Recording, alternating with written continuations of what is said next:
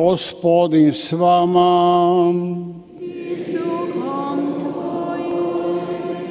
Čitanje Svetog Evanđelja po Mateju.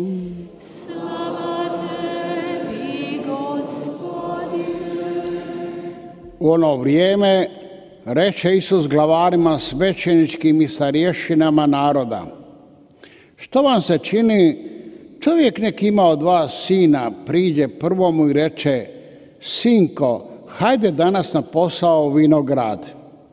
On odgovori: neću. No poslije se predomisli i ode. Priđe i drugomu pa mu reče isto tako, a on odgovori: evo me gospodaru, i ne ode. Koji od te dvojice izvrši volju očevu? Kažu: onaj prvi. Na to će im Isus: zaista kažem vam, carinici i bludnice pretekoše vas u kraljevstvo Božje. Doista, Ivan dođe k vama putem pravednosti, vi mu ne povjerovaste, a carinici mu i bludnice povjerovaše. Vi pak, makar to vidjeste, ni kasnije se ne prodomisliste da mu povjerujete. Riječ Gospodnja. Slava tebi.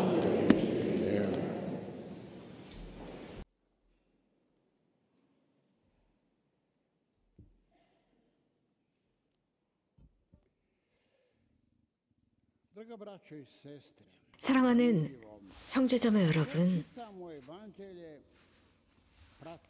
우리가 복음을 읽을 때 예수님의 삶을 따라가는 것입니다.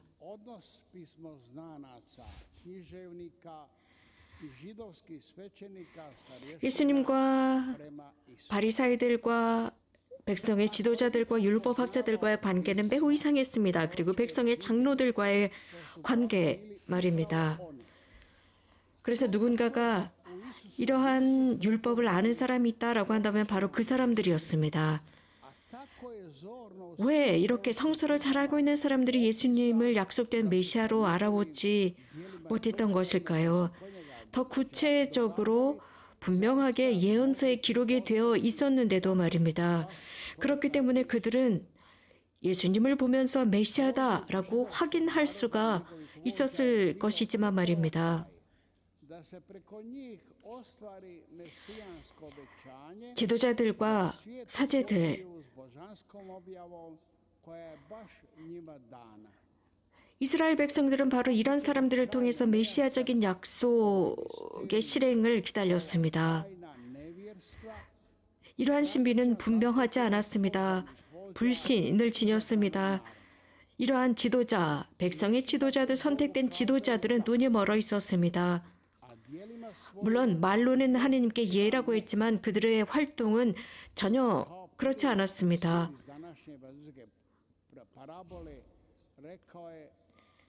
그것은 오늘 복음에서의 비유에서 드러나는 첫 번째 그 아들의 모습입니다. 가겠습니다 라고 하지만 나중에 생각을 바꾸어 일하러 갑니다. 자, 장로들, 백성의 지도자들, 그들은 메시아를 기다렸습니다. 그들은 끊임없이 기도했습니다. 메시아가 도래하기를 간청하며 기도했지만 그분께서 오셨음에도 불구하고 알아보지 못했습니다. 현대를 살아가는 우리들에게 이런 질문은 참 중요합니다. 즉, 현대 하느님의 백성과 구원자이신 예수님과의 관계는 어떨까? 현대 하느님의 백성은 나와 여러분들입니다. 우리는 이 미사와 하느님의 말씀과 관계를 맺고 있습니다. 우리는 바로 그 하느님의 백성입니다. 지혜롭고 정직한 사람들로 불려야 하는 하느님의 백성입니다. 우리들은 여기에서 등장하는, 오늘 복음에 등장하는 두 아들 중에 누구를 닮았을까요? 첫 아들일까요? 둘째 아들일까요? 우리는 예라고 대답했습니다. 세례를 받았고 견지를 받았습니다. 그리고 본당, 세례대장에 우리들의 이름이 기록이 되어 있고 교적에 있습니다. 우리는 천년성체를 하면서 신앙 고백을 했고 견진 성사를 받으면서도 신앙 고백을 했고 많은 경우에 신앙 고백을 했지만 이런 의문이 듭니다. 정말 하느님의 뜻을 실행하면서 살아가고 있는 것일까? 주님께서 우리들에게 원하시는 대로 그것을 하고 있을까입니다. 우리는 예라고 대답을 드렸습니다. 그럼에도 불구하고 우리들의 신앙은 그저 전통적인 관습으로 이어가는 것이 아닐까요? 집축복을 받고 가끔씩 미사에 참여하고 우리들의 자식들에게 세례를 주고 이런 모든 것을 하지만 정말 우리들의 양심 말입니다. 예를 들어서 낙태를 자행합니다. 그리고 나서도 정말 양심의 가책을 받고 있는 것일까? 성부와 성자와 성령 앞에서 말입니다. 가끔씩 아주 간단한 기도를 하면서 하느님을 기억합니다. 어쩌다 기억하지만 그것이 전통, 관습에 의한 것은 아닌지 이런 어쩌다 하느님을 기억하고 단순한 간단한 기도 속에서 하느님을 기억하지만 나머지 생활은 욕설과 비난으로 가득 차 있습니다. 축제일, 축일은 재미있게 지내지만 모든 참회와 단식과 절제는 매우 어렵게 느껴집니다. 진심으로 단식합니까? 현대 단식하고 있는 사람이 진심으로 하는 사람이 얼마나 될까요?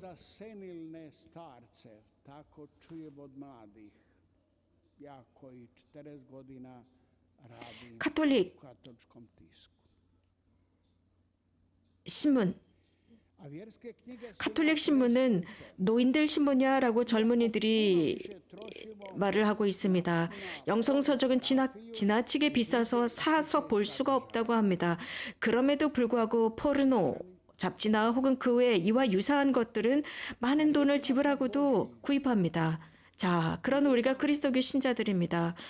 우리는 하느님의 말씀에 속한다고 하면서도 우리들의 활동은 어디에 속하는 걸까요?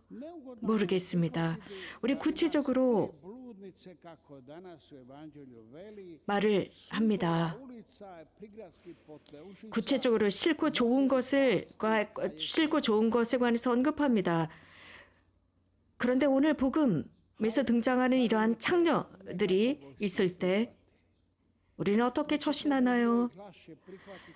그렇게 싫고 좋음을 구체적으로 언급하면서 복음에 대해서는 어떤 상황입니까?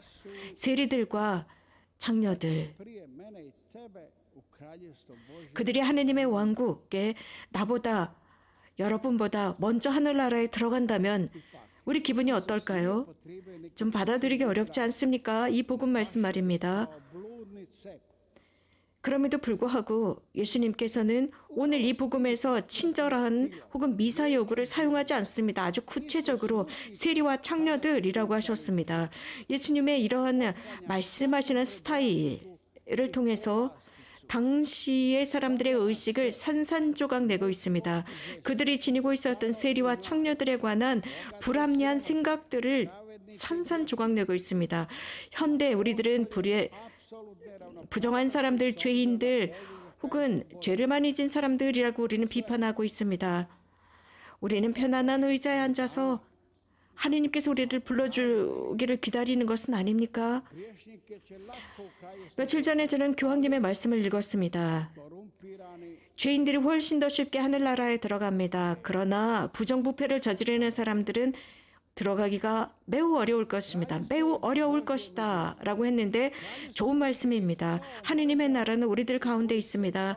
하느님의 나라는 그물과 같습니다.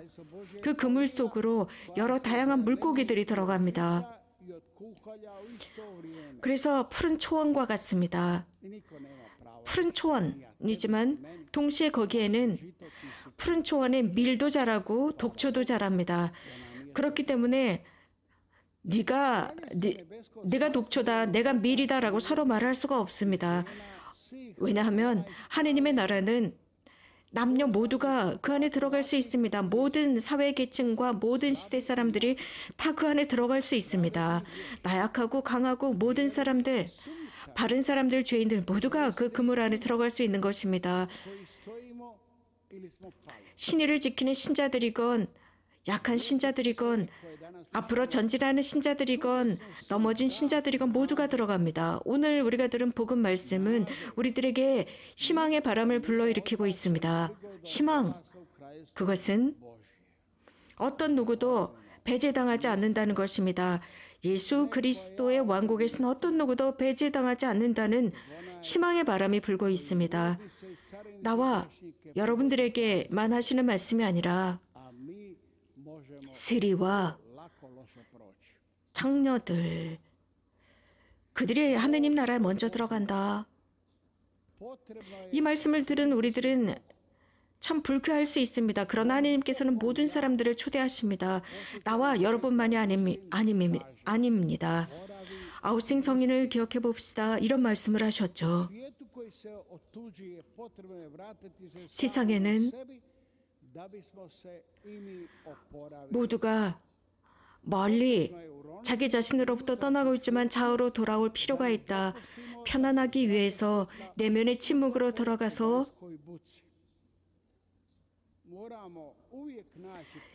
이 속세 시끄러움 속에서 그 태양의 빗줄기를 잃지 않기 위해서 그렇게 해야 한다고 했습니다. 그래서 우리 양심의 성지 안에 머물러야 한다고 했습니다. 그 양심의 성지 안에서 놀라우신 어마어마하신 하느님을 알게 되고 그분의 법을 깨닫게 된다고 했습니다. 우리들의 양심의 인간을 향해서 말을 시작했을 때 이것만큼 공포스러운 것은 없습니다. 죄와 잘못들을 말하면서 우리는 그 위대한 법 앞에서 우리는 심리적으로 공허해져 버립니다. 삶의 스타일, 하느님의 나라에 살고 있는 사람들, 그 주민들은 완전히 다릅니다. 이 부분에 관해서 바울 성인은 언급하셨습니다. 여러분 안에 한 가지 생각만 머물기를 바랍니다. 예수 그리스도는 그리스인도 유대인도 아닌 우리 모두는 같은 사람입니다. 라고 하셨습니다. 우리들의 행동이 바로 이런 척도까지 올라간다면 우리는 그리스도와 일치하게 됩니다. 이것이 바로 오늘 하느님의 말씀의 필수적인 요소들입니다. 하느님의 위대한 사랑을 잃지 맙시다.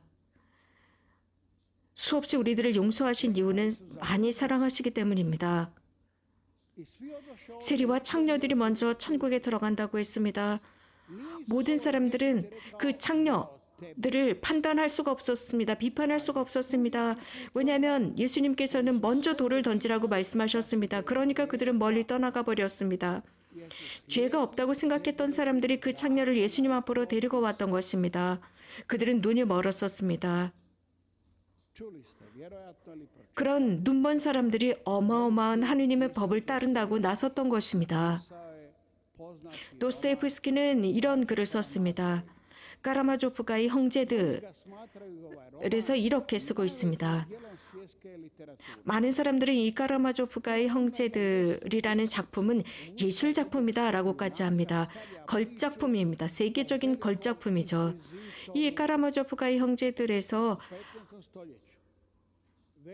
1500년경에 종교재판장에관해서 언급하고 있습니다. 그는 깜짝 놀랄 일을 당합니다. 어느 날인가 자신의 사무실에 이 이방인이 들어와서 이런 말을 합니다. 나는 예수 그리스도다 라고 했습니다. 왜 오셨나요? 라고 물었습니다. 그러자 내가 너에게 경고하기 위해서다. 더 이상 사람들을 고문하지 마라. 더 이상 그를 사형에 처하지 마라 라고 예수님이 말씀하십니다. 그러자 그 재판장은 당신의 복음을 거부하고 당신의 복음을 지키기 위해서입니다 라고 했습니다. 그러자 예수님은 그게 아니다. 복음은 사랑으로 지켜야 하는 것이다. 사랑으로 수호해야 한다. 그러자 그 재판장은 무지하게 화를 내면서 이런 말을 합니다. 이제 나에게 오지 마십시오. 하늘로 돌아가십시오. 우리들을 내버려 두세요. 라고 했습니다. 이것이 바로 인간의 정의의 잣대입니다. 사랑하는 친구 여러분, 현대도 그렇지 않습니까? 예수님께서 만약 우리들 앞에 발현하신다면 우리들의 법정에서 또 아마도 이러한 종교 재판장과 같은 말을 하지 않을까 싶습니다. 예수님도 그때처럼 같은 답을 듣지 않을까 싶습니다. 하늘로 가주세요. 우리들 마음대로 알아서 할 테니까요. 라는 답 말입니다. 우리 현대 그리스도인 안에 사랑의 불이 꺼진 것 같습니다. 우리는 복음을 증언하지 않습니다. 증거하지 않습니다. 나쁜 사람들이 된 것 같습니다. 그래서 이 복음보다 규정을 더 중요하게 여깁니다. 결혼식을 중요하게 여깁니다. 예식을 더 중요하게 여깁니다.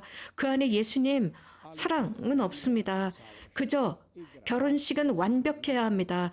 축제, 잔치를 완벽하게 해야 합니다. 하지만 그 안에 성사는 약해져 있습니다.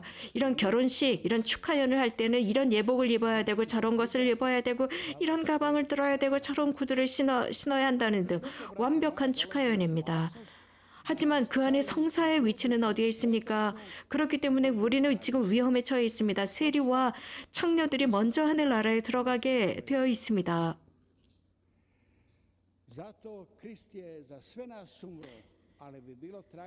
우리들 먼저 들어갈 것입니다. 우리들보다 훨씬 더 앞서서 하늘나라를 향해 가고 있습니다. 우리가 하느님의 백성이라고 생각하고 있습니까? 그럼에도 불구하고 우리는 꼴찌입니다. 하느님의 나라에 가는 그 줄에서 말입니다. 정말 이런 일들이 일어나지 않도록 주님께서 우리들을 도와주시기를 빕니다. 아멘.